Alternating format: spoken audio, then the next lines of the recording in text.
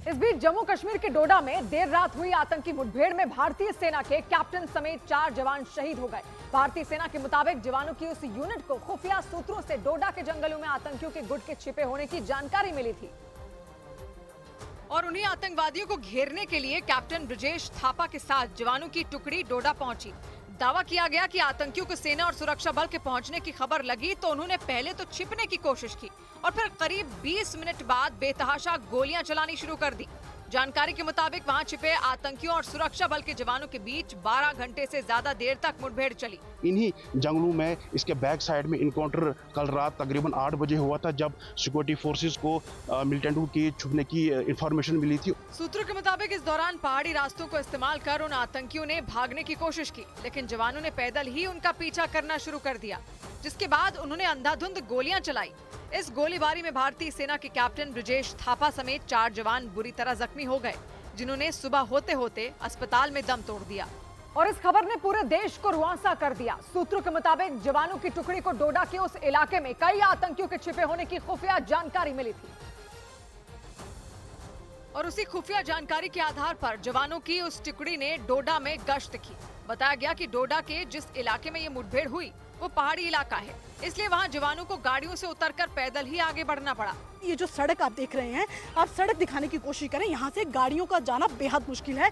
सूत्रों ने दावा किया कि वहां छिपे आतंकी इसके लिए पहले से ही तैयार थे और उन्होंने जवानों से निपटने के लिए भारी मात्रा में गोला बारूद इकट्ठा कर रखा था, जिससे हुआ ये कि वो 12 घंटे तक बिना रुके जवानों पर गोलियां बरसाते रहे। मतलब कल रात करीब 8 बजे शुरू हुई गोलीबारी सुबह होने तक नहीं रुकी। ऊपर से जंगलों की आड़ में वो आतंकी वहां से फरार होने में भी कामयाब हो गए। दावा किया गया कि उन्होंने जवानों की टुकड़ी को देखते ही उन पर अंधाधुंध गोलियां बरसानी शुरू कर दी थी और इसी का नतीजा रहा कि सुबह होते होते भारतीय सेना के कैप्टन समेत 4 जवान शहीद हो गए। लेकिन इस बीच सबसे बड़ा सवाल ये उठा कि आखिर डोडा में आतंकियों ने इतने घातक हथियार कैसे जुटाए, क्योंकि सूत्रों ने डोडा के उस इलाके में कोई 10-20 नहीं बल्कि 50 से ज्यादा आतंकियों के छिपे होने का दावा किया। मतलब एक तरह से उस छोटे से गांव को आतंकियों ने अड्डा बना लिया। सूत्रों ने दावा किया कि डोडा के कई घरों पर आतंकियों ने कब्जा जमा लिया। दावा किया गया कि डोडा के उन कच्चे घरों में रहने वाले लोग गर्मी के वक्त उन घरों को छोड़ देते हैं और सूत्रों के मुताबिक इस दौरान आतंकी उन घरों को अपने अड्डों में बदल देते हैं। कच्चे मिट्टी के बने जो घर हैं, इन घरों की, ऐसे घरों की आतंकी जो है वो पनाह लेते हैं। ये घर अमूमन ऊंचाई वाले इलाकों में होते हैं और पहाड़ियों के बीच होने से जल्दी नजर भी नहीं आते।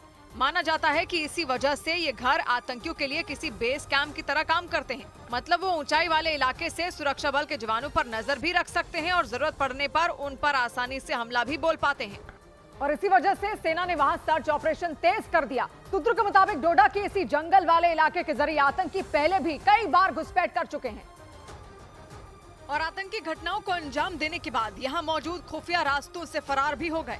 और ऐसा पहली बार नहीं हुआ, बल्कि महीने भर के अंदर ही जम्मू में 3 बड़ी आतंकी घटनाओं को अंजाम दिया गया। 9 जून को जम्मू कश्मीर के रियासी में आतंकियों ने तीर्थयात्रियों की एक बस को निशाना बनाकर 9 लोगों की जान ले ली थी। इसके बाद 8 जुलाई को कठुआ में आतंकियों ने जवानों की एक बस पर फायरिंग और बमबाजी की थी, जिसमें 5 जवान शहीद हो गए थे।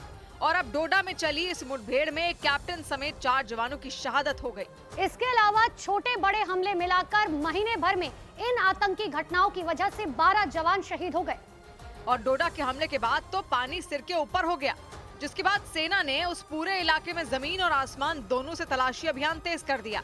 वहाँ के जंगलों के ऊपर हेलीकॉप्टर मंडराता दिखाई दिया और इसी बीच डोडा में हुई इस भीषण मुठभेड़ की जिम्मेदारी कश्मीर टाइगर्स नाम के आतंकी संगठन ने ले ली।